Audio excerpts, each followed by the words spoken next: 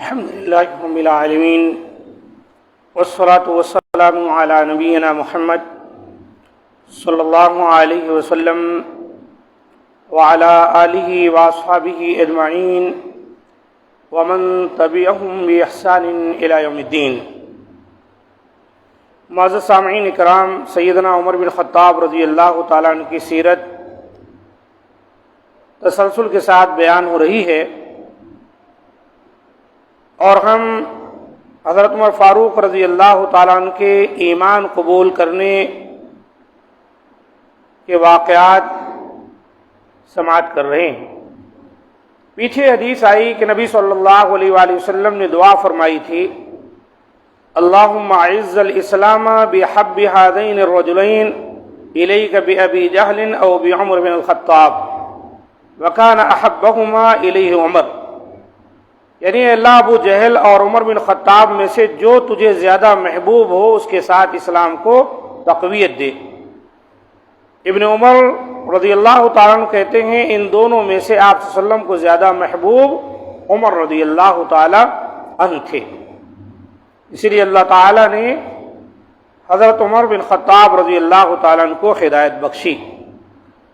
اسلام قبول کرنے کا جو سبب بیان کیا جاتا ہے کہ عمر رضی اللہ تعالیٰ عنہ اپنی بہن فاطمہ اور ان کے خاوند سعید بن زید کے پاس گئے، انہیں مارا، پھر ان سے سورہ طٰہٰ کی تلاوت سنی، اسلام قبول کرنے پر تیار ہو گئے۔ تو یہ واقعہ مشہور ضرور ہے لیکن صحیح نہیں ہے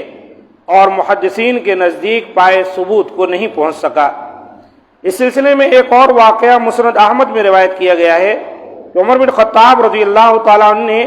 نبی کریم صلی اللہ علیہ وسلم کی زبان مبارک سے سورۃ الحاقہ کی تلاوت سنی تو اس سے ان کے دل میں اسلام کی محبت پیدا ہو گئی، لیکن مسند احمد کی یہ روایت مرسل ہے، اس لیے اسے بھی محدثین نے ضعیف قرار دیا ہے، جیسا کہ مسند احمد کے جو محقق ہیں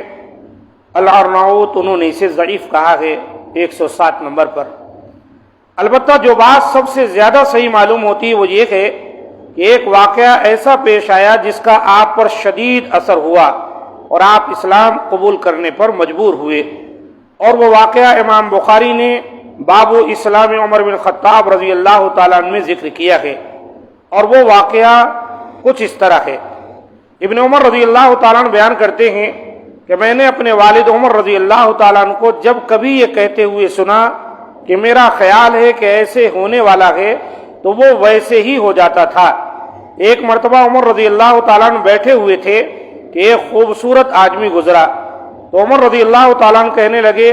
یا میرا گمان غلط ہے یا پھر یہ آدمی جاہلیت کے زمانے میں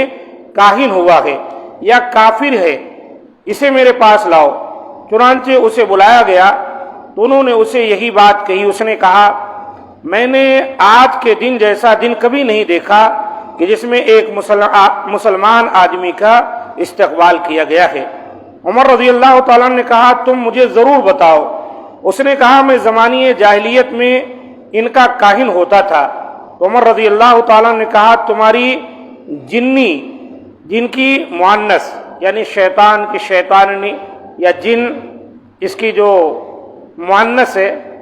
یعنی فیمیل اسے جنی کہا جاتا ہے، جنی نے تمہیں جو خبر دی اس میں کون سی حیران کن بات ہے؟ تو اس نے کہا میں ایک دن بازار میں تھا کہ وہ میرے پاس آئی، میں اس پر گھبراہٹ کے آثار پہچان رہا تھا۔ اس نے آتے ہی کہا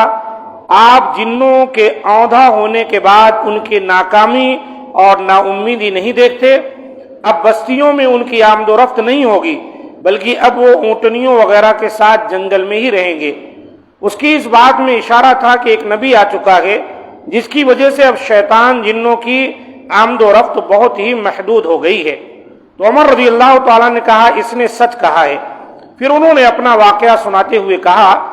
میں ان کے یعنی مشرکین مکہ کے معبودوں کے پاس سویا ہوا تھا، اسی دوران ایک آدمی ایک بچڑا لے کر آیا، پھر اسے ذبح کیا۔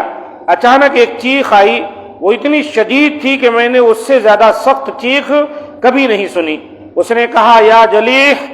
امر النجیح رجل فصیح یقول لا الہ الا اللہ،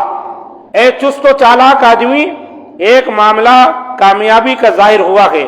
ایک فصیح زبان والا آدمی کہتا ہے کہ اللہ کے سوا کوئی معبود نہیں۔ چنانچہ لوگ چونک گئے۔ میں نے دل میں کہا میں یہ جان کر رہوں گا کہ اس آواز کی حقیقت کیا ہے۔ اس چیخنے والے نے پھر وہی بات دہرائی تو میں اٹھ کر بیٹھ گیا۔ اس کے بعد تھوڑا ہی عرصہ گزرا تھا کہ کہا گیا یہ محمد صلی اللہ علیہ وسلم نبی ہیں۔ یہ صحیح بخاری کی 3866 نمبر کی حدیث ہے۔ خلاصہ یہ ہے کہ عمر رضی اللہ تعالیٰ عنہ کے قبول اسلام کے متعلق ایک طرف نبی کریم صلی اللہ علیہ وسلم کی دعا اور شدید تمنا تھی، تو دوسری خود عمر رضی اللہ تعالیٰ عنہ نے جب کچھ دلائل کا خود مشاہدہ کر لیا جو حضرت محمد صلی اللہ علیہ وسلم کی نبوت کی صداقت پر دلالت کرتے تھے، تو آپ نے اسلام قبول کرنے میں تاخیر نہیں کی بلکہ بہت جلد اسلام قبول کر لیا۔ اسی لیے آپ کو سابقین اولین میں شمار کیا جاتا ہے، اور بعض روایات میں ہے کہ حضرت عمر رضی اللہ تعالیٰ عنہ سے پہلے 39 افراد اسلام لا چکے تھے، یعنی 39، اور عمر رضی اللہ تعالیٰ عنہ اسلام قبول کرنے والے 40ویں فرد تھے، یعنی آپ جو ہے 40 نمبر کے آدمی تھے جو نبی صلی اللہ علیہ وسلم کی دعوت پر ابتدا میں اول لبیک کہے، اسلام قبول کیے۔ تو یہ ہے دراصل حضرت عمر فاروق رضی اللہ تعالی عنہ کے اسلام لانے کا صحیح واقعہ۔ معروف تو بہت ساری باتیں ہیں، لیکن صرف معروف باتیں نہیں لی جاتی، بلکہ یہ بھی دیکھا جاتا ہے آیا وہ احادیث صحت کے درجے تک پہنچتی ہیں یا نہیں، اور اس کے بعد ہی انہیں قبولیت کا درجہ حاصل ہوتا ہے۔ بہرحال نبی صلی اللہ علیہ وسلم نے دعا فرمائی تھی، اس کا بھی اثر ہے، اور حضرت عمر فاروق گاہے بگاہے قرآن مجید سن بھی لیا کرتے تھے، اور اسی طریقے سے وہ دیکھتے تھے کہ غلام اور باندیاں یہ تمام ایمان لانے کے بعد اتنا پختگی سے دین پر اڑ جاتے تھے، انہیں لاکھ ستایا جائے، مارا جائے، پیٹا جائے، لیکن پھر بھی وہ اسلام سے پیچھے نہیں ہٹتے تھے۔ تو یہ وہ چیزیں تھی جو دیکھ کر حضرت عمر فاروق رضی اللہ تعالیٰ عنہ کے دل میں چبھتی تھیں، کیونکہ وہ ایک بڑے بہادر قسم کے آدمی تھے، تو وہ یہ سوچا کرتے تھے کہ آخر یہ غلام اور یہ باندیاں جو کمزور ہیں، اس کے باوجود جب اسلام قبول کر لیتے ہیں، اتنے جرری، اتنے بہادر اور اتنے جرات مند کیسے ہو جاتے ہیں، انہیں لاکھ مارا پیٹا جائے لیکن اسلام سے پیچھے نہیں ہٹتے۔ ایک بہادر شخص ہی بہادری کا اندازہ لگا سکتا ہے، لہذا یہ چیزیں ان کو اسلام کی طرف راغب کی، اور پھر اللہ تعالیٰ نے ہدایت بخشی، اور پھر وہ مشرف اسلام ہوئے۔ اور اس کے بعد جب سے وہ اسلام قبول کیے، جیسا کہ عبداللہ بن مسعود کہتے ہیں، تب سے ہم لوگوں کو برابر عزت ہی ملتی چلی گئی۔ پہلے ہم لوگ حرم میں نماز پڑھنے سے ڈرتے تھے، لیکن جب حضرت عمر بن خطاب رضی اللہ تعالیٰ نے اسلام قبول کیا تو ہم کھلے عام بیت اللہ کے پاس جاتے تھے اور وہاں نماز پڑھتے تھے۔ حضرت حمزہ رضی اللہ تعالیٰ عنہ بھی بڑے بہادر آدمی تھے، نبی صلی اللہ علیہ وسلم کے چچا تھے، وہ بھی اسلام قبول کر لیے تھے، اور 2 صفوں میں نبی صلی اللہ علیہ وسلم کو لے کر بیت اللہ حرم میں پہنچے تھے، اور صحابہ کرام نے کھل کر تمام مشرکین دیکھ رہے تھے اور نماز ادا کی تھی۔ الحمدللہ تو بڑے جرری قسم کے آدمی تھے، پہلوان تھے، بلکہ باقاعدہ پہلوانی کرتے تھے اور کئی لوگوں کو پچھاڑ بھی چکے تھے۔ اب آپ ہی اندازہ لگائیں، ہجرت کر کے جب سارے لوگ چلے گئے تو چھپ چھپ کر گئے، لیکن حضرت عمر فاروق رضی اللہ تعالیٰ عنہ جب ہجرت کے لیے نکلنے لگے تو آ کر اعلان کر دیا مشرکین کے پاس کہ جس کو اپنے بیویوں کو بیوہ بنانا ہے اور بچوں کو یتیم کرنا ہے، میں ہجرت کر کے مدینہ جا رہا ہوں اور میرے راستے میں آ کر مجھ سے مل لے۔ اس کی مجال تھی کہ ان سے جا کر ملتا۔ الحمدللہ تو اللہ تعالیٰ نے حضرت عمر فاروق رضی اللہ تعالیٰ عنہ کے ذریعے